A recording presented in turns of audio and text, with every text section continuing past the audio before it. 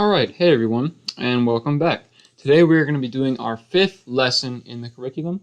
Fifth lesson, yeah.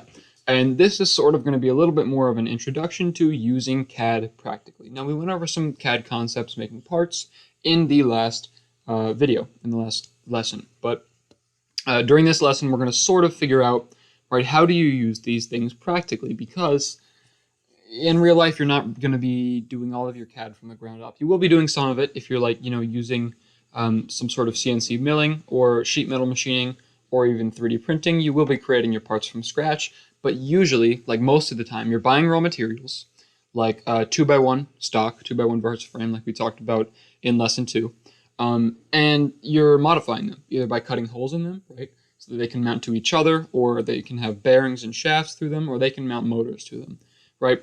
So you're basically just drilling holes in metal. And today we're going to learn how to do that in CAD. I know, it's very exciting. But yeah, so basically, right, like I said before, CAD is designed to emulate real life. And so if the things that you're doing in real life are not that complex, then the things you're doing in CAD will not be that complex as well. So let's get started, right? We have to buy parts to build our robot. That seems pretty self-explanatory, but a lot of people sort of forget that as they're doing CAD, right? So we have to buy parts to build our robot. And we modify these parts a certain amount, right? Either make them shorter, and then we assemble them into mechanisms, right? So parts you can buy are called COTS, meaning common off-the-shelf. COTS. The many COTS parts, right, that we use can be found and purchased on various websites. And there are websites that are, some are, first specific, like Handymark and Vex Pro, and some are just general hardware stores, like McMaster-Carr, and McMaster-Carr is the best. But so, first thing, right, in this activity, we're basically going to make the part that we made last time, our first part. We're going to download this and modify this in Onshape. We're going to download a piece of aluminum 2x1 stock, and we're going to download it, and we're going to modify it using Onshape. All right, so first things first, what sort of websites do we use to download these things? Well, we have Vex Pro, right, and this is the one I use most commonly.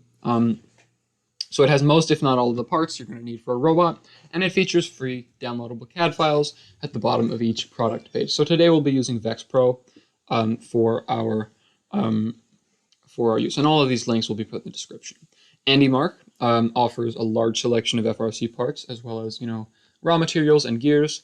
When we find where he lives, it's going to be bad news for Handymark. He's not going to have any stuff anymore.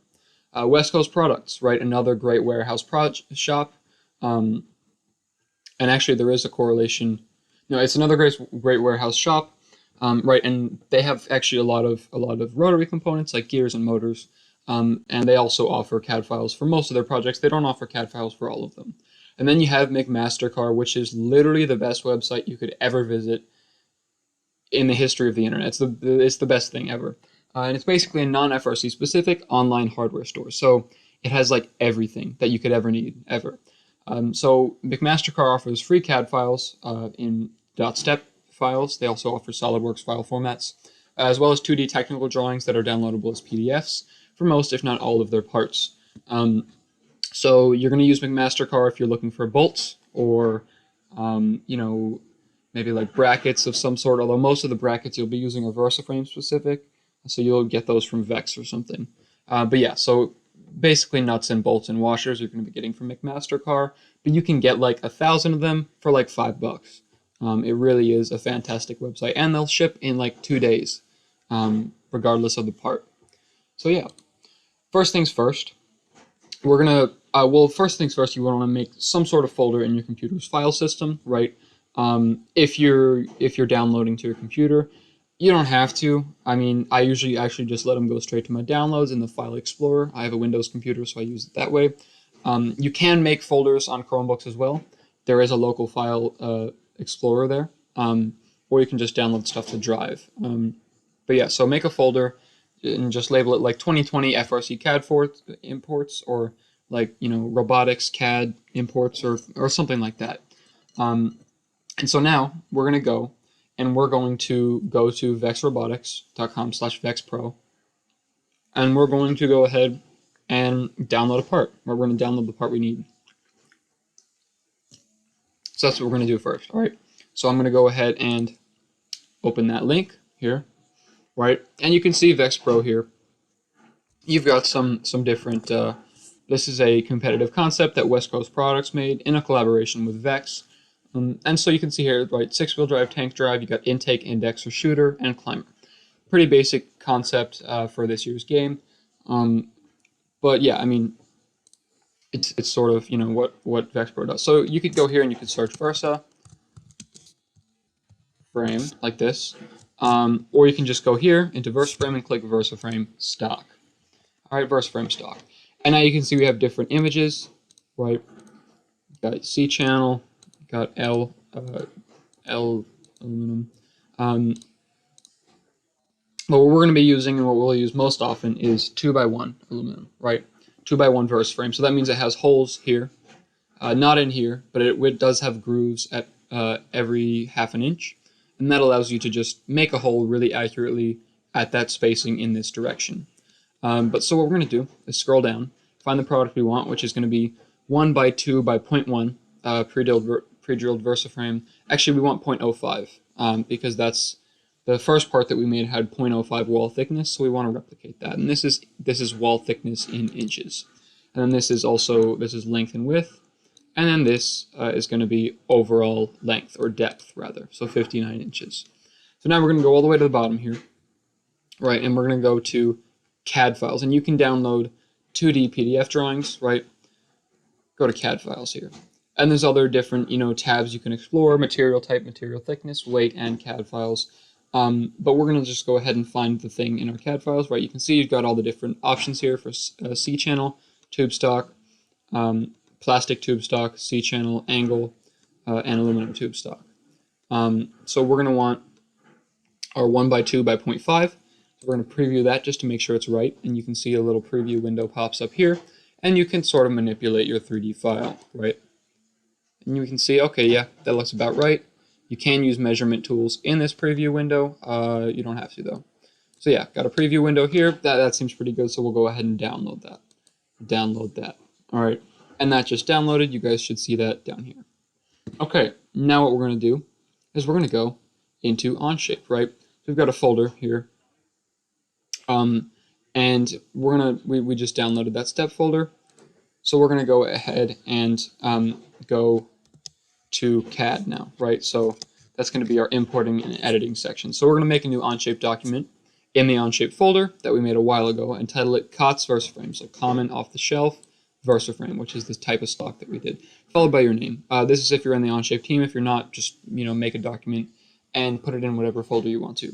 And then select the plus icon on the bottom left, and I'll go ahead and show you how to do this. All right, we'll go to Documents here, go to our team, go to CAD, go to Build Season, or Off Season rather. Then no, that's the wrong one. Go to Off Season 2020, and then we're going to go to Team Member Folders. I'm going to go to My Folder, and we're going to go ahead and create a document.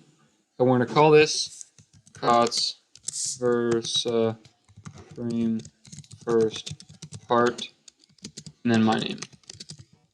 All right, so we'll make that, and it'll open up the document, and you can see we've still got this down here. The reason I haven't cleared that is just so you know that we've still got it downloaded. Now we're going to get rid of this assembly. We don't need this assembly, and we'll call this, we'll rename this. Actually, yeah, we'll rename this. Actually, we won't need this Part Studio either, but it's just here for now. So we're going to go to this plus, and we're going to go to Import, and that's just going to take a file from our computer's file system and put it in the document. So we're going to go to Import, and we're going to click on this thing that we just downloaded, right? This thing we just downloaded, and open that up, all right? And so you have a few choices here. If you have like a small assembly, like a ball bearing with balls inside of it, you usually want to combine that to a single Part Studio, right? But if you have like, you know, a single part, you can just import it to the document. Y-axis up doesn't really matter. And then composite part also doesn't really matter. So just click import to this document, and now you can see, I'll go ahead and X this out. It's uploading. You can see it's uploading now.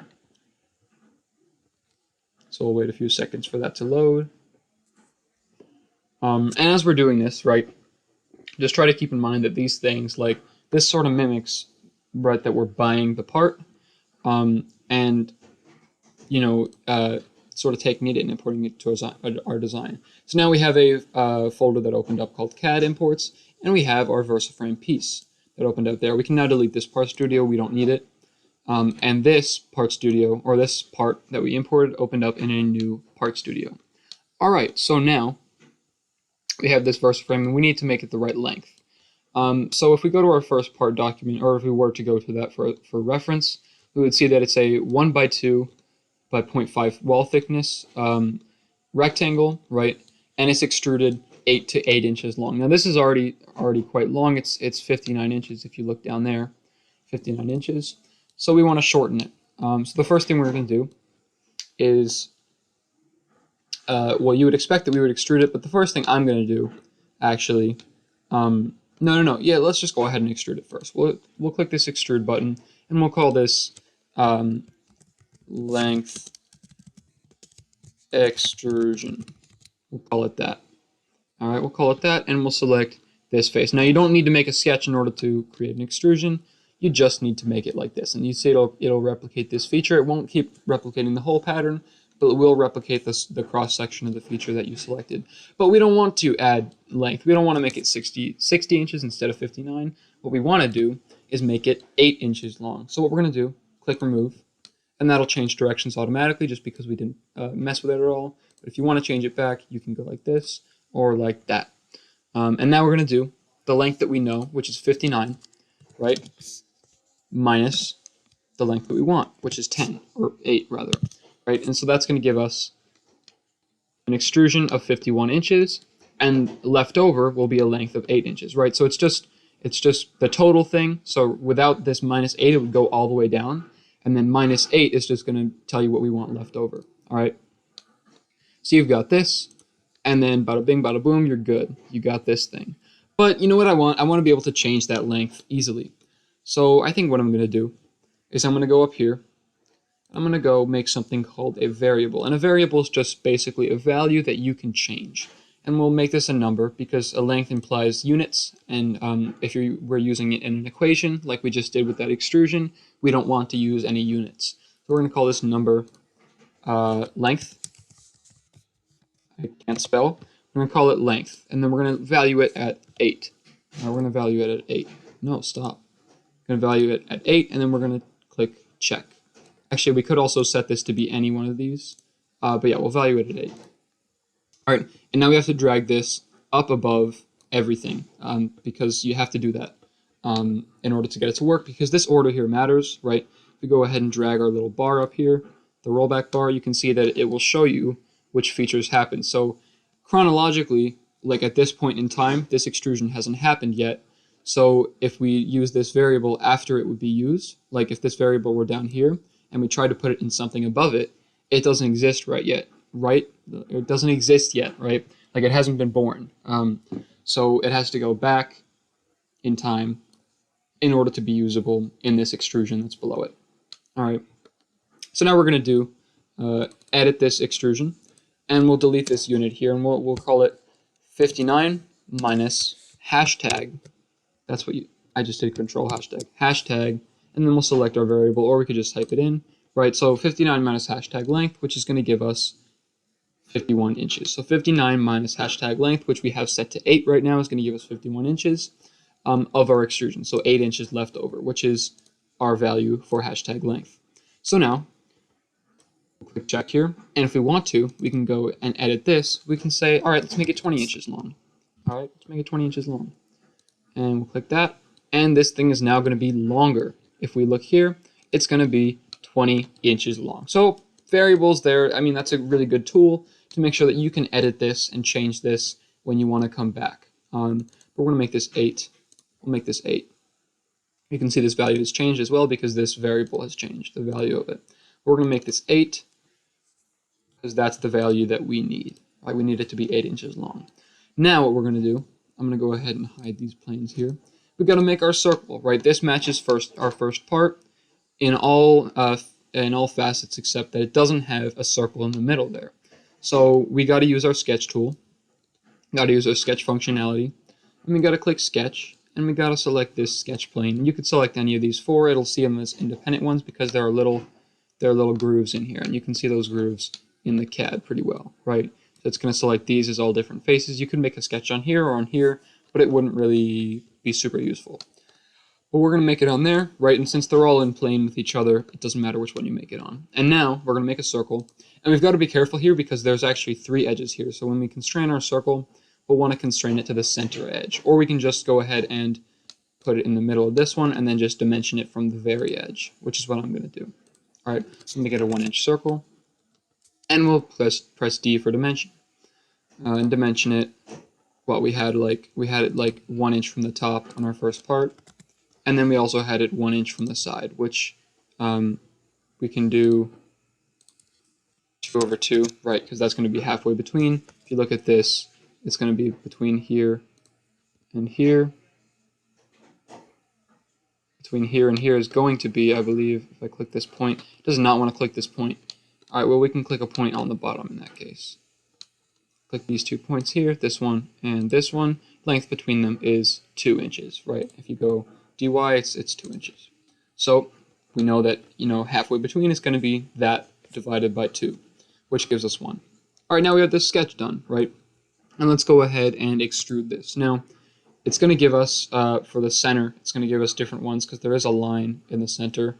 And it would also give us, like if it were wider, it would give us different ones for being outside here. Because, that's what Onshape thinks is going on with the geometry, which it is. I mean, Onshape is pretty much right about that. But we're going to go ahead and just select the whole sketch, remove it, and select it to go through all, right? Now it'll go through the whole thing without any worries. You could also say it, give it, a blind dimension that you want it to have, which 1 inch would work here. Or you could say up to face and select this face. All 3 options will give you the same result, but I'm just going to go ahead and pick through all because then if I change this length ever, it'll still go through the whole thing. All right, so now we've got our first part there, right? That's not that complex. That's an imported part in CAD, and it's going to be useful to use in a robot, right? If we want to go back and change some things, we can. If we want to export this and save this, we also can, and I'll show you how to do that in a few minutes. But try to think as we were doing this of what you're actually doing to the part, right? You buy this part, and it ships, and it comes in a huge, long wooden box. Not wooden, cardboard. And it's 59 inches long. You measure it, right? You measure it, and you need to cut it down to 8 inches. So you take your ruler, take your measuring tape, and you measure 8 inches from the edge, and you make a mark with like a Sharpie or something, and then with a scribe to get it super accurate.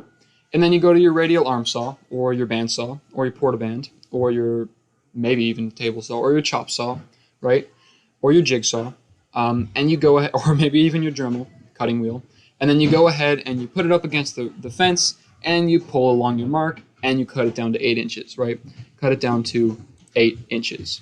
Next thing we're going to need to do is drill this hole. So you're going to drill a pilot hole, right? You're going to measure 1 inch down, and then just center it on this little groove here, right? It'll do that pretty naturally. But you're going to go 1 inch down and drill a pilot hole, probably like, 3/16 or 1/4 inch or something. And then you're going to take your step bit, or maybe your hole saw, that's 1 inch wide at the end, and you're going to go all the way through using that pilot hole to guide you. And that's going to give you this part, right, in real life. So it's actually pretty much easier to do in CAD, but yeah, just when you're designing these things, keep in mind how they're actually built.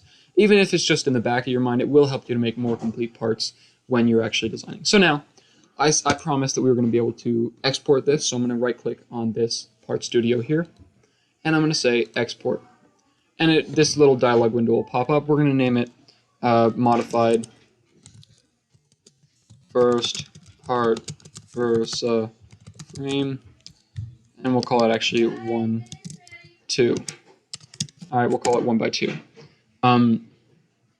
And we're going to save it as a step file. Step files are basically going to be the main file format that you're going to be using. STL you would use if you're going to 3D print something, but step is what you're going to be using for CAD, mostly, for 3D CAD.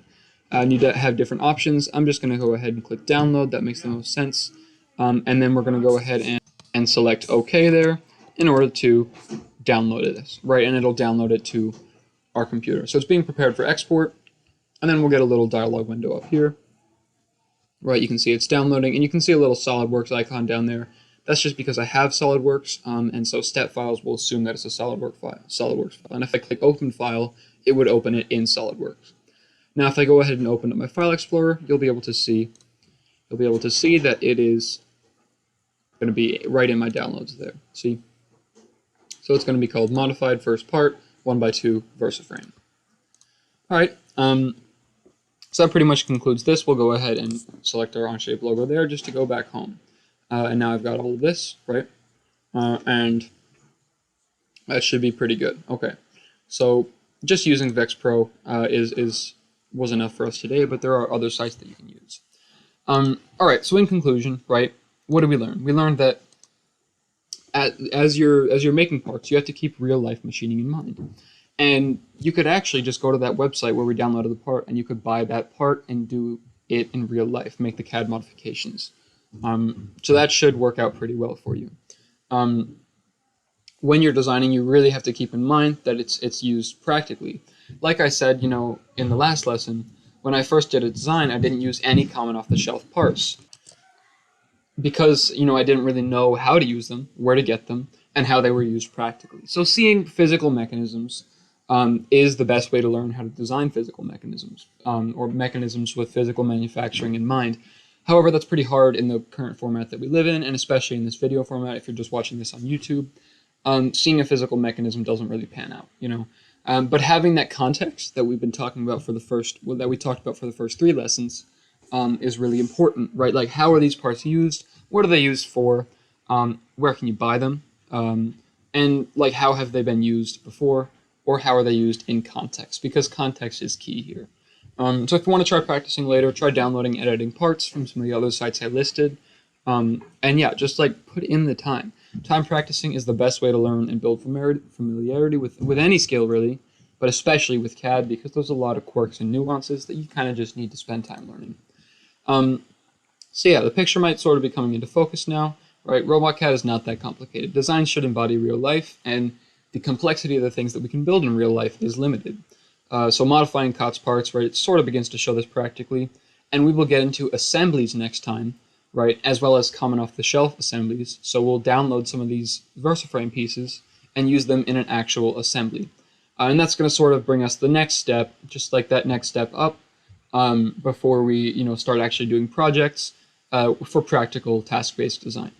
But yeah, as always, if you have any questions, please let me know, either in the comments or by sending me an email or a DM. And as always, thank you so much for watching, and I'll see you all in the next one.